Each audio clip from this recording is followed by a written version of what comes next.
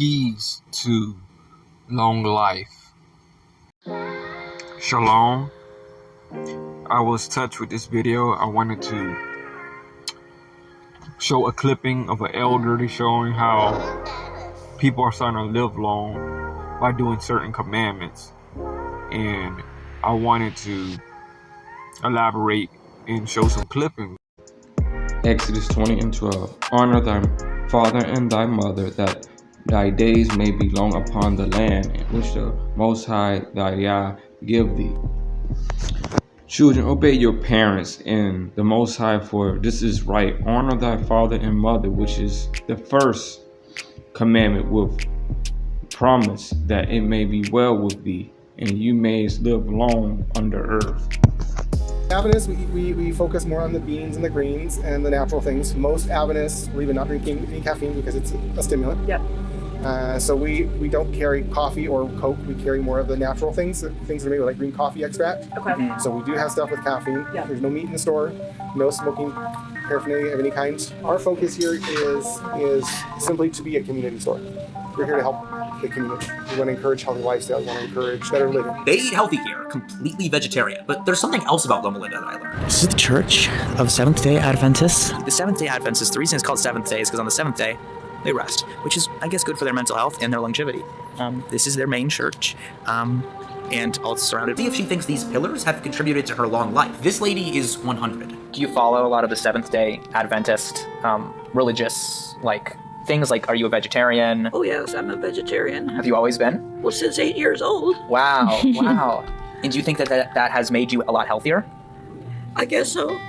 Have you always been religious, even since you were 8? Yeah, my parents put me in a church school, and so I went through all the Adventist schools. Mm-hmm. Yeah. So as you can tell, religion is very important to the residents of Loma Linda. It's also a big part of Naomi's life. Is religion important to you? Oh, yeah. Mm-hmm. If you didn't go to church, you didn't go no place else. And usually when I asked her questions, she would respond in 2 or 3 words. Look what happened when I asked her to recite a Bible verse. Do you have a favorite verse in the Bible? Lord is my shepherd, I shall not want. Making me lie down in green pasture. You restore my soul. Yea, thou walkest in the valley of the shadows of death, thou fear no evil. For thou art with me. Thy rod and thy staff, they comfort me. Thou prepare the table before me in the presence of my enemies. Thou anointest my head with oil. My cup runneth over. Surely goodness and mercy shall follow me all the days of my life, and I shall dwell in the house of the Lord forever. And this is by far the most amount of time that Naomi was able to go speaking throughout this entire video without stopping. As a whole, Naomi clearly agrees with the importance of religion and probably the community that brings her, creating our first philosophy for long life, community. But there's 2 more philosophies to Naomi's long life that I was still yet to discover. Did you ever take vitamins? Vitamin? No. Naomi never took vitamins to improve her lifespan, but there is somebody else who, if you could. Say what?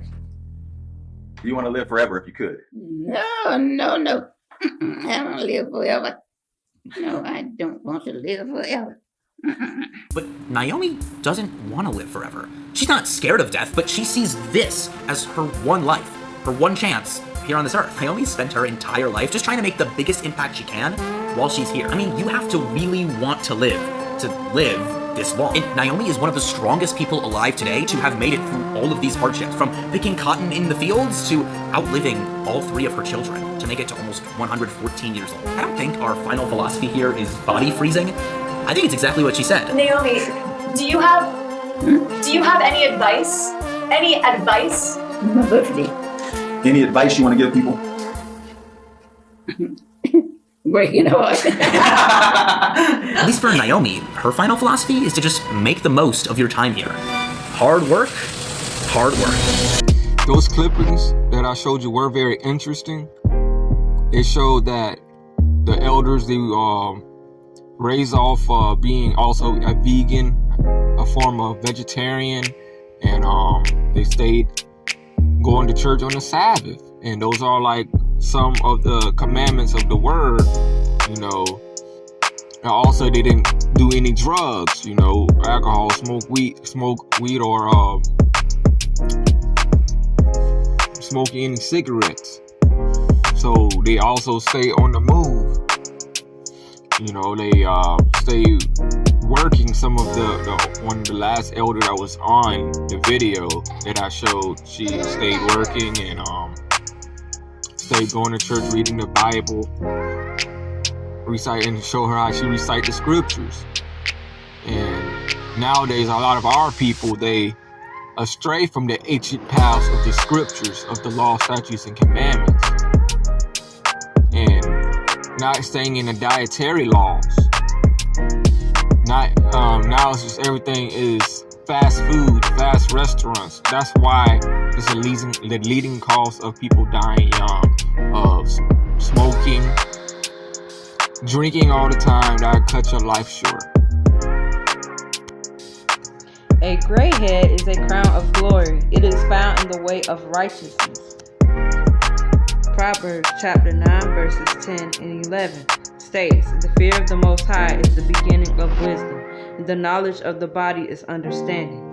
For by me thy days shall be multiplied, and the years of thy life shall be increased." Deuteronomy chapter 5 verses 33 states, "You must walk in all the ways that the Most High your Elohim has commanded you, so that you may live and prosper and prolong your days in the land that you will possess." The keys to long life, as the scriptures state, if you do the Most High's commandments, law, statutes, and commandments, honoring your father and your mother, you'll have a long life. And one thing that I take into recognition when the Most High is talking about honoring your mother and your father, that's both in the physical and in the spiritual. You know, physical, you honor your earthly mother and father by doing the law, statutes, and commandments. A lot of us nowadays, we hear that from our elders, honor your mother and your father, and we think, okay, just by doing simple things, you know, showing them respect, not talking back, things like that. But in our reality, it's really keeping the law, statutes, and commandments. When you keep the law, statutes, and commandments, you are blessing your bloodline. You know, you are honoring your father and your mother regardless of if they know it or not, or however they think about you honoring the Most High doing these commandments. And I also feel like the keys to long life is what you put in your body. And in the video with the two elders, you know, how the black elder, how she recited those scriptures, you know, cleaning your temple and feeding your temple isn't just about food, but it's about your spiritual man. What are you feeding your spiritual man? And so seeing that elder recite those scriptures the way she recited it, showed me that you also have to feed your spirit man just like you feed your physical man. You know, that's what's going to prolong that's what's going to keep you, that's what's going to keep your life. And she didn't have a problem, you know, she wasn't scared to die because she knew that she was right with the Most High in her spirit.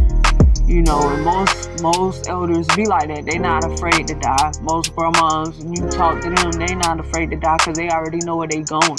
They have fed their spiritual man. And so, to me, I feel like the keys to long life is doing those commandments, the statutes and commandments. Feeding your spiritual man. We always feed our physical, but we never feed our spiritual. So when you feed your spiritual man, that keeps you alive. Now I'm going to show the 100-year-old doctor that shows what he had to do to live long and what he did medically, because he will tell pointers of what he did. Wow. So in one sentence, what should people eat? Well, I'll give you a university course in one sentence. Eat at the proper time. That means no snacking. Eat at the proper time. A variety, not all at one meal. You get too fat that way. But over a 10-day period, to make sure you get all the nutrients you should have. Eat a variety of different foods. So eat at the proper time a variety of natural, non-processed foods in quantities for ideal weight. That's all you need to know. Everything else explains why the sentence is true. And do you yourself eat any animal products like dairy or? I do. I'm a lacto-ovo vegetarian. I'm not a vegan. And I don't like the term vegan. In Great Britain, when they used that term, there was no religious connotation. But when the man came here to the U.S., who started in 1960, he had religious connotation. He had a monthly magazine on health for the vegans. He called it ahimsa. That means you don't use animals for any business to make money on. You don't wear silk shirts because you're using this silkworm to get a business from them. And you don't kill any insects. And one of their religious ideas was eat supper before dark, because after dark you're more likely to kill insects. So I don't say I'm a vegan. I don't like the term. I say I'd rather have the term total vegetarian. Total vegetarian. But 7 risk factors, lifestyle factors. You can reduce the risk of a heart attack or stroke, cardiovascular disease, 80%. You can reduce the risk of getting diabetes, 88%. Now, what are these 7 risk factors? Tobacco, alcohol, inactivity, no exercise, overweight, and then they said too much meat and sugar. They added 2 others. They were high blood pressure and high blood cholesterol, okay? If you just do the first 5, you don't have to worry about the other 2, because those first 5 help to keep your blood pressure down and your cholesterol down, okay? So this is kind of exciting. Without any medicine, we can lower the risk of heart attack and stroke 80%. Now that to me is really exciting. You don't have to have all these pills. Now cardiovascular disease is killing more people than the next 5 leading causes of death combined. And here we don't need any medicine for it. Just lifestyle, exercise, no tobacco, alcohol, this kind of thing. Yeah. Keep your weight down. It's kind of exciting, but doctors haven't really accepted this yet. The authorities have, leaders have, scientific people have. But the doctors have been, for years, giving statin pills to lower their cholesterol. They had the idea that if we would lower everybody's cholesterol, we'd have no more heart attacks. It's not right. It was an error. They've been giving people statins if their cholesterol level went up, okay? Now here's the exciting thing. Most of the studies were done on men. Well, they say women are just like men. Now, I'm a doctor, I know there's a difference. But they're treating the women the same way. When they did 3 studies just on women alone, they found out 2 of the 3 studies showed those that took the pills died sooner. Then another problem. What about men? The older men do better with higher blood cholesterol levels, higher than what we think are good. Okay? So the people, authorities in this field, said that if you get to be 75 years of age, you should no longer be put on statins. Okay. Because they do better with higher levels. They live longer. Okay. So that doesn't fit our idea that LDL is all that bad. There's something wrong with our theory. Yeah. So we were told in 2015 in the World Cardiology Journal, we were told, here's what we should tell our patients today. Tell your patients that we thought if we lowered everybody's cholesterol, we'd no longer have any heart disease. That was an error. But tell them what will really benefit them is lifestyle. No tobacco, no alcohol, keeping your weight down, exercise, all that kind of thing. But even now, the authorities who say you should be on statins say you should try lifestyle before you put the patient on statin. And most people aren't doing that. They just start off with the pills. Right. So I'm not for the pill business. I don't believe women should be put on statins, number 1. And I'm sure that the men over 75 shouldn't be put on statins, no matter what their cholesterol down in Alabama. Do you remember her name? I don't remember. I could probably look it up and find out. But anyway, she started in this country the idea. Now, we as Seventh-day Adventists used to teach that was a good thing to do because Ellen White told us, who we believed was a prophet, told us that years ago. So I brought up my children on 2 meals a day. And when did I start it? When the children got old enough to see if I was eating supper or not. When they knew that I was on 2 meals a day too. So I've been on that for years. Yeah, and what time do you eat your 2 meals? Well, I eat breakfast about 6:30 in the morning. I wake up about 4, I eat breakfast about 6:30, and then lunch comes 12:31. So I can eat with other people at that time. Got it. And what about exercise? How important is that to longevity? Exercise is extremely important. Exercise helps to keep your weight down. Exercise helps you or hypertension. It's the best preventive for hypertension there is. Exercise helps to keep you from diabetes. In other words, if you exercise and you keep your weight down and you're on a vegetarian diet, you won't get diabetes. So this is one of our problems. It's the lifestyle. And see, the doctors have been telling people, take these statin pills. They're going by the cholesterol level, with the idea that if you lower your cholesterol, we will not have heart attacks anymore. It's not true. It's not true. And we made a mistake. We should tell them that the lifestyle is important. But the problem is, we haven't persuaded people to live like they even know they should live. Yeah, See, that's our problem. And that's why I'm studying to become a therapist. I want to figure out how do we, people know what to do, but a lot of them know what to do, but they don't do it. It's hard, yeah, it's hard.